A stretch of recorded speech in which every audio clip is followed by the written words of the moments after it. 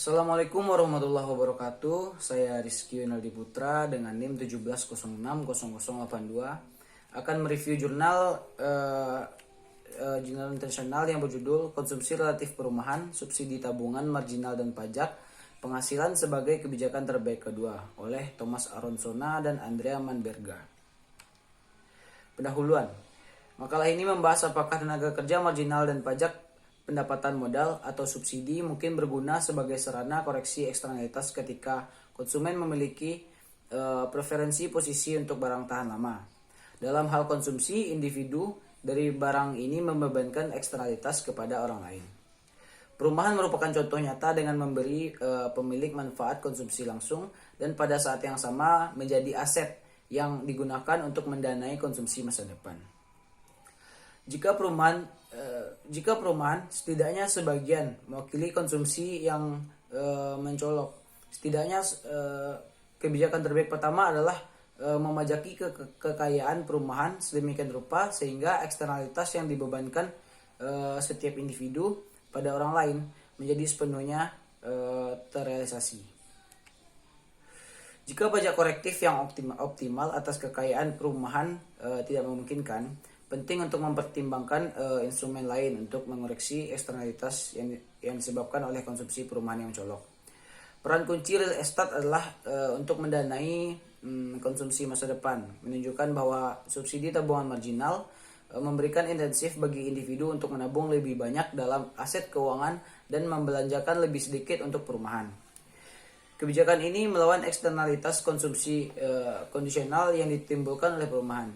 Idenya di sini adalah bahwa kepedulian posisi dapat mengarahkan individu untuk meningkatkan pasokan tenaga kerja mereka. Dan kebijakan pajak pendapatan tenaga kerja marginal dapat dirancang untuk melawan intensif ini. Oleh karena itu, campuran pajak pendapatan tenaga kerja dan modal merupakan kombinasi yang menarik karena akan mempengaruhi kedua tingkat tersebut dan komposisi kekayaan yang terkumpul. Dalam jurnal ini saya menemukan adanya literatur yang besar tentang pajak dan tanggapan kebijakan lainnya terhadap posisi konsumsi, dan pada literatur yang cukup luas tentang perpajakan perumahan yang ditempati oleh pemilik. Namun, literatur ini mengabaikan eksternalitas yang disebabkan oleh preferensi posisi. Literatur yang membahas tanggapan kebijakan yang optimal terhadap eksternalitas posisi kedua berfokus hampir sama, eksklusif pada dua aspek, yaitu yang pertama adalah perhatian posisi untuk barang yang tidak tahan lama. Yang kedua, pada model ekonomi dengan satu barang konsumsi swasta.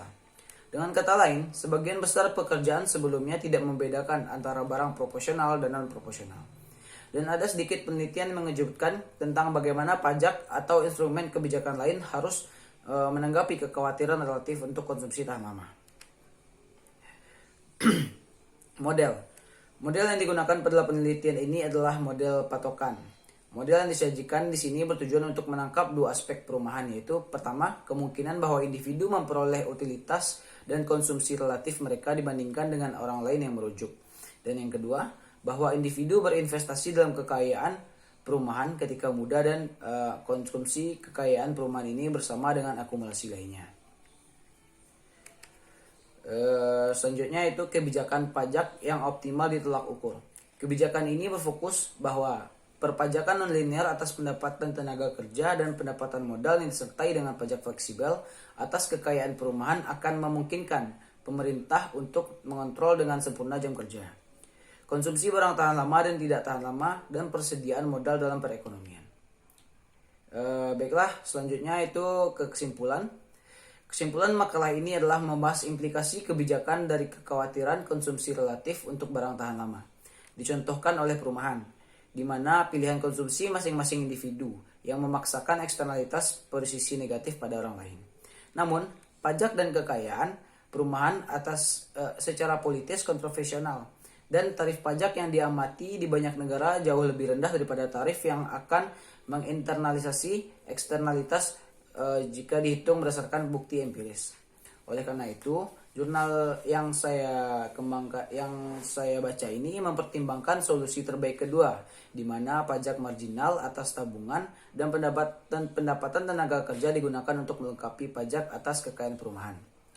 Analisis kami menunjukkan bahwa selama pajak marginal yang ada pada kekayaan perumahan kurang dari eksternalitas marginal yang ditimbulkan oleh konsumsi rumah relatif.